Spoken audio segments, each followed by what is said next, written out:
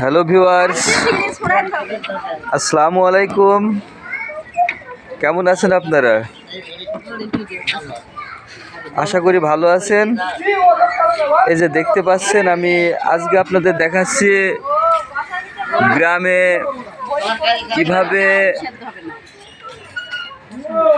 কালাইয়ের আর কুমড়োর বড়ি তৈরি করা হয়।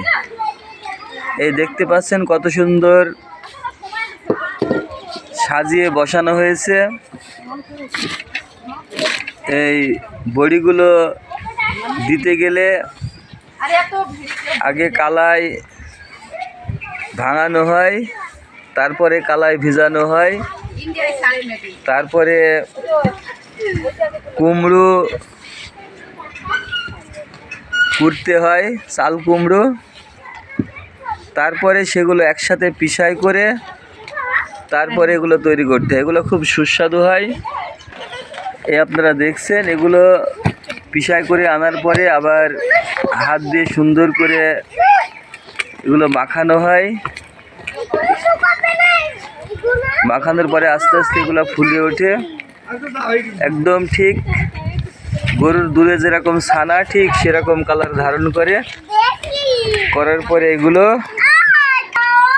তারপরে এগুলো আস্তে আস্তে আস্তে আস্তে হাতে করে একটা একটা একটা একটা করে বসানো হয়। বসানোর পরে এগুলো 3 দিন অথবা 4 দিন রোদে শুকানো হয়। যদি কোনো সময় রোদের ডিস্টার্ব হয়, যেমন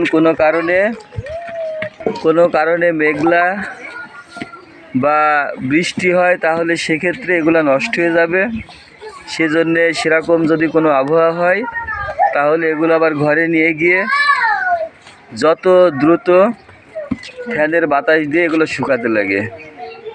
কিন্তু এগুলো ভর্তা করলে খুব সুন্দর লাগে এবং তরকারির সাথে এগুলো রান্না করলে খেতে খুব সুস্বাদু হয়। আপনারা জানেন, এগুলো হাটে বাজারেও পাওয়া যায়, কিন্তু সেগুলো ঘরোয়াভাবে যেগুলো তৈরি করা হয় সেগুলোর মতো সুন্দর হয় না।